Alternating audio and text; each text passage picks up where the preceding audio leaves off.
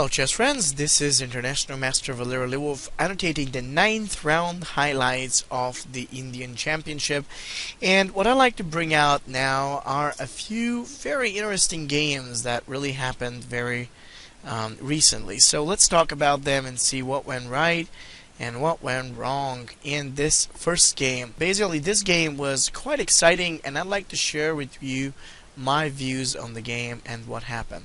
After d4, knight f6, c4, e6, white played g3, which is the Catalan approach. Really nice line. And after that, basically black tried to do d5, after which white continued with bishop to g2, c6, knight f3, short castles, and queen c2. I've always been a great fan of the Catalan, and one of the reasons for this is because it's just very easy to set up the control of the center and the possibilities to follow. Moving up like pawn knight to the d2 and then pawn to e4 really presents almost no difficulty. And yet the thing is, if white is able to open up his pieces in that regard, in this direction, he can just get a great game. It's perfect. Black played the move of b6, after which white played b3, rook d1, and knight c3.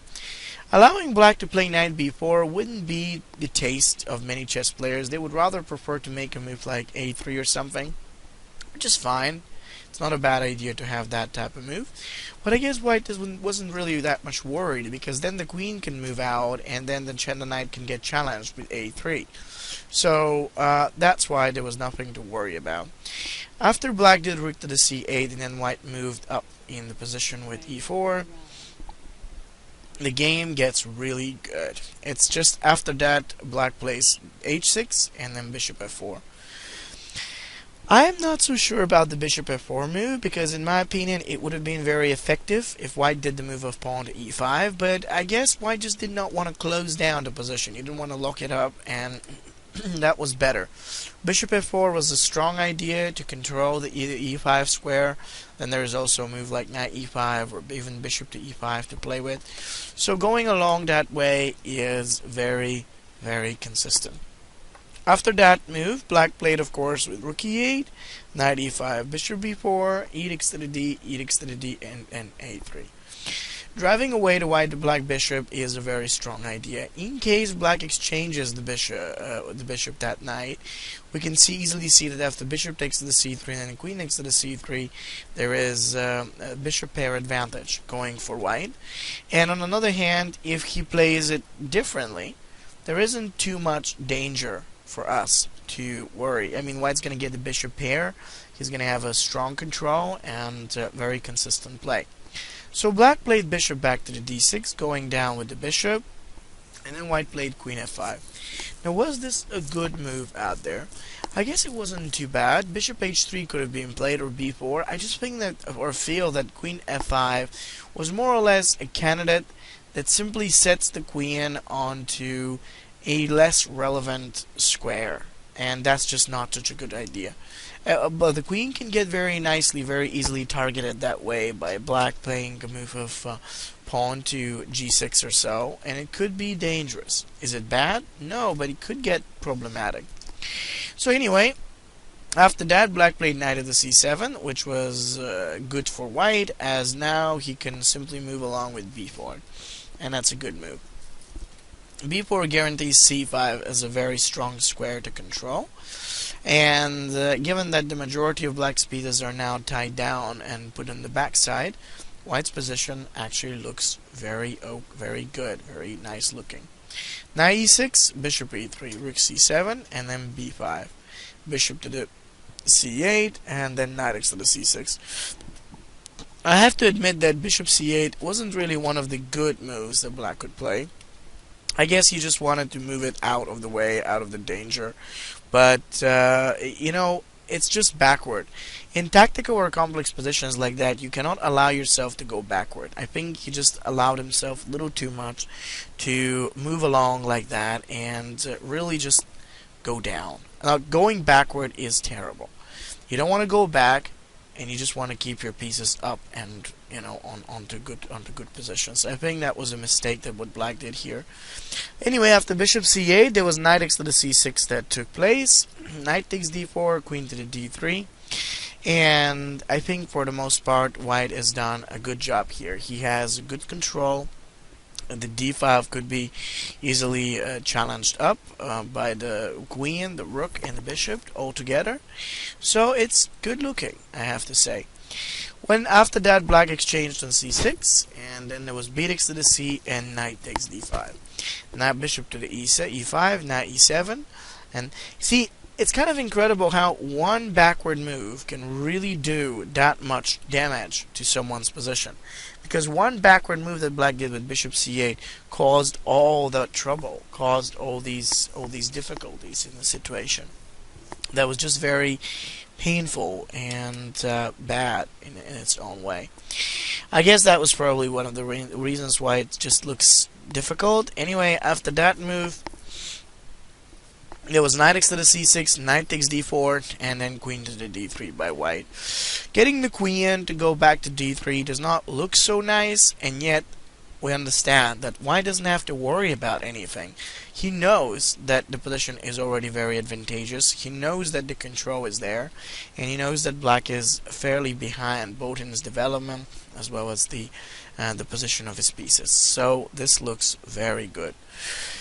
In the end, after the move happened, after black played with knight takes to the c6, white decided to recapture with b takes to the c, and we can definitely say that white becomes successful. Opening of the position is really good for the player who has more space, control, and better preparation. So white did it beautifully well here. With the knight takes to the d5, the bishop as well as the rest of the pieces look very well open together, and it's good. Black did bishop to e5, exchange, and then the game was basically over. It was an incredibly interesting example on why is it so important to get good activity. If you don't have one, you just don't get the possibilities to achieve more. So let's take a look at another game. Now this next game was incredibly sharp encounter between Swampnil and Dash. It was played in the 9th round again between two pretty strong grandmasters. Now basically white decided to accept the gambit and he played it along the line like this. And of course, after continuing with e4 by white, then black just carried on with b5, knight d5, and bishop b7, which felt rather reasonable in terms of development. It was good to see. This is a good looking development at the moment. And okay, so after the move of bishop to the b7, that white had to do e6, f takes d6, knight g5. Is this dangerous? Certainly not that much. I mean, it looks like it could be dangerous, but I'm not worried because looking at white and his intention to open quickly and direct some threats and targets, it just doesn't seem like he can get a whole lot of resources in line with the attack and everything else. It's not that bad. I mean, it's could be dangerous eventually, but very difficult in my opinion for white to cover any big tactics. So play knight g5, knight takes to the c3. That probably was not the best move. And by saying this, I'd like to mention that there is another very good move that could be beautiful. It's knight b4. If the knight could come in, we could see the reason why that's so good. In case of knight takes d6, there's queen d6. And basically, right after that move, now white's got to worry, as he just basically needs to move his knight out, maybe to that square, and then we have the perfect ability to continue by moving with queen g6. Black would have not only taken the initiative in a great way, but he would also get the chance to protect some very valuable squares, and that is something which really matters. I mean, I'm honestly saying it. It really counts here. That next move is going for the attack or the threat of knight at the c2, which is pretty painful. And not just that. I mean, this is only the beginning of it. It's knight c2 is a serious threat. There are problems that I believe white is going to get. Knight takes to the c3 kind of felt a little on the easy side. It wasn't that much of a dangerous activity. And then white took back with his own pawn. He knew that the protection on towards d4 is what he needs. So let's just do it naturally. Queen d5. And then after the move queen to the d5, white plays with this move, so he's actually doing quite nicely. The bishop is coming in. He has the ability to protect and set up line up the bishop on the proper square, so things are looking good, at least for him. What are we gonna do? That is a complicated, complex question. It's not very easy to say because white's really up for the idea of just bishop to the f3, and it's pretty straightforward to see like why that's going to be good. On the other hand, black has enormous amount of problems to resolve, and that's just not that easy for him, not at least anymore. That is problematic. Queen takes g2 anyway. In fact, I believe that white just gave an opportunity to black, and it was the possibility to play queen takes to the g2. That was a great looking move. This move instantly destroys the pawn in front of the center, in front of the g2, and I think that white is really not doing too well after queen takes g2, rook f1, knight d7. So what happens is that we've got a good protection. The queen from g2 is applying plenty of pressure and threats versus white's position, which is enough bothersome, I have to say. And it's good. I mean, do I have to say that it is super good? I don't know. I mean, it may not be super good, but it's just good to see the sequence. That knight has now the ability to go towards the f6 and maybe even e4, and certainly it's going to find itself on an attacking really good place shortly after. So, knight x d6, rook c8. Now the game still looks very complex and rather balanced in its own way. So what happened actually? What went right and what went wrong? After the move that took place here, ultimately white chose to play with bishop f4 in order to arrange the bishop and look at the c7 with an attack. Then black did queen h3 here and queen takes to the c3. And here we get to understand the real problem of the position. Not so much the c3 pawn that's hanging, because it is hanging, but it's everything else together, everything else that comes with it. It's just a significant problem that he cannot sort of handle on his own. It is a really, really big issue here. What we see is that after the move of queen takes to the c3, there is basically nothing that he could do. It's kind of weird to say it, but really just the whole thing here is based on the idea that he can't just move anywhere. Like white is tied down with his king out there in the middle of nowhere. The rest of his pieces just badly placed, and more dangerous things to happen without him being able to do anything. So white's position actually just starts to look a little bit more vulnerable. Now he plays bishop to the d2, and this was like really the big problem out there. I don't understand why white played like that. I really don't. I think his whole development and the way and how he played everything along the way was pretty bad in the direction here. Bishop to the d2 including was not one of the super good moves. However, after that, white there was this move of queen takes to the d4, and we can easily realize the problems. I mean, what is the problem right here? Everything. Everything just starts suddenly looking pretty terrible for white, as he has no development, no control, very bad pieces on the backside, and it's just awful. Is this like so horrible so that it's not playable? Well, I don't know, but it certainly doesn't look like a good position for sure. And now after the continuation of queen takes d4, white plays queen to b1 in order to, I suppose, arrange the queen somewhere towards the b5. But it really doesn't matter because it's already resolved. It's the game. Black plays g6. He sets the bishop on a very nice flight square to get himself out, and the white has no way to make anything. It's that bad. It is such a bad position so that he doesn't even have a way to stop bishop g7 from coming. Well, the truth is, after rook a3, queen c5, rook h3, black just moved along with his knight on towards that square, so we can see the real problem. The pawn is protected. White tried a lot of hard hard stuff right now. He really did. I mean, he wanted to join the attack and make something, but it's just so weak and so difficult to arrange any tactics that Black just protects it. So why did White lose that game? What was the reason for all this bad stuff to happen, really? Why? Or rather, like, we could just try to answer the question, why did that whole thing happen? The reason why that whole thing happened, really, was because of a couple of things. The first thing that's very important is we got to go back to the beginning and talk about the opening. White started way too early. Now, I've never really hurried to say, okay, this is good and this is bad. But I like to mention that there are situations, there are things that are way early to do, and there are some that are not. Now, the problem with White's e6 move was that his move, whatever he was intending, was simply too early to make. It was a bad idea because it came completely unprepared, and it came off without any real setup, without any real protection or preparation.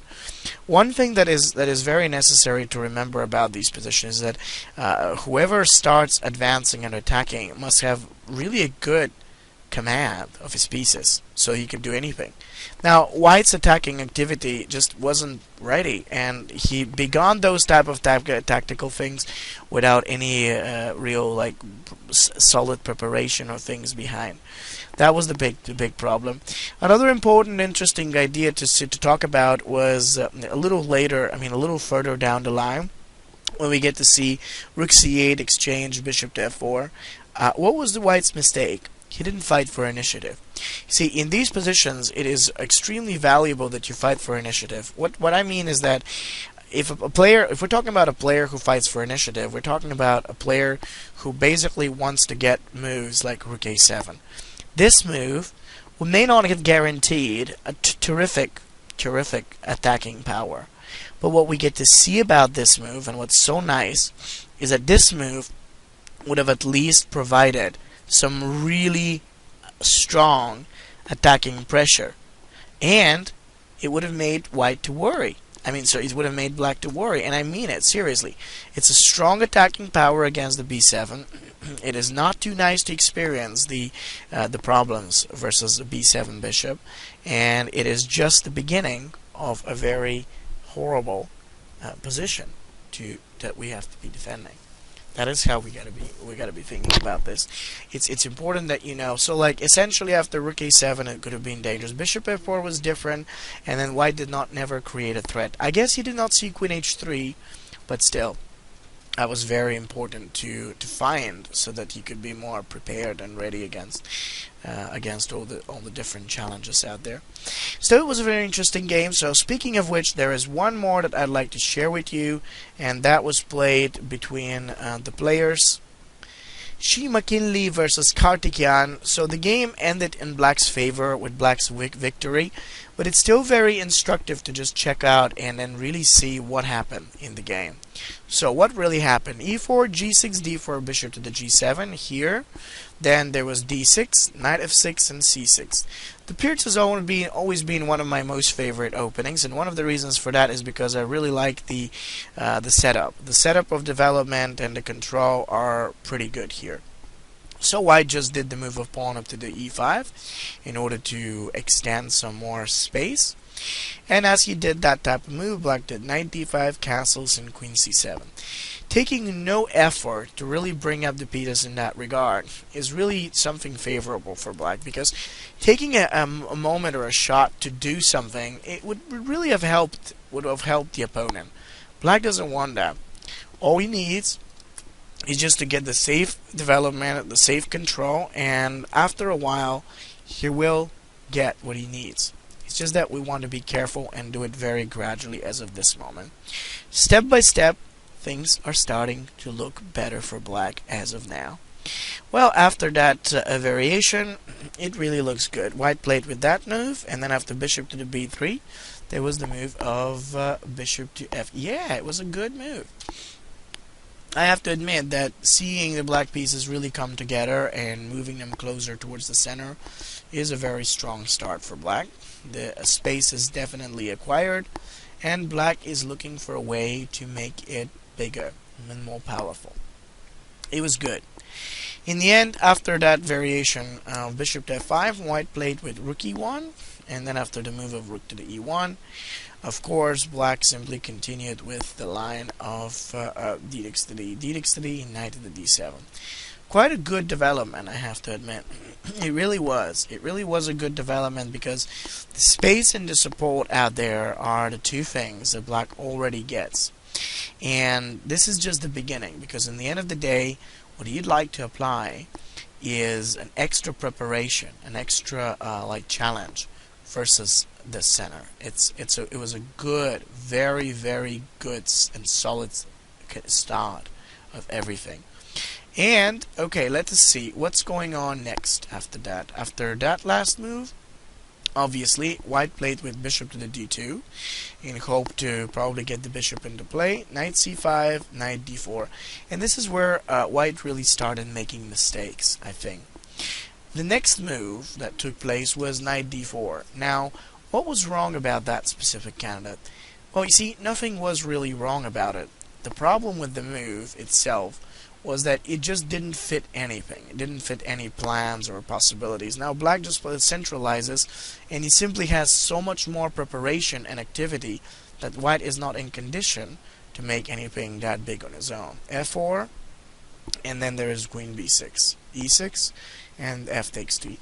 After all, it is all about the preparation of pieces. Black has a tremendous preparation and good control, as opposed to white, who's still struggling to find out anything you can actually do with his pieces. There's so much backward and down that it's just bad to even see what's coming in. From here, obviously, the game on is fairly straightforward. It's just interesting to see knight e6. Good shot by white in order to apply some extra pressure there, but it didn't really work out. I mean, in the end, black simply takes it, and then he has knight d4. Knight at the d4 is a very good move because we could see the problem. The difficulty in this type of position is white just has some bad pieces. c4, knight takes to the b, knight takes to the e. The problems are clear. White's position just doesn't feel good, and well, yeah, I mean, that's pretty much it. It's basically over for white. His tactics are gone. His threats are sort of like unavailable anymore, and black just gets the position of the lifetime. It was very well played.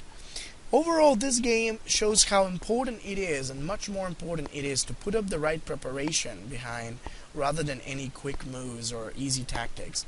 And when you're able to do that, when you're able to put up the proper amount of control, the setup, the preparation of pieces, that would help you so much more as opposed to anything immediate or extra special. Very good game, I have to say. Well played by black, and very instructive just as well altogether in this game.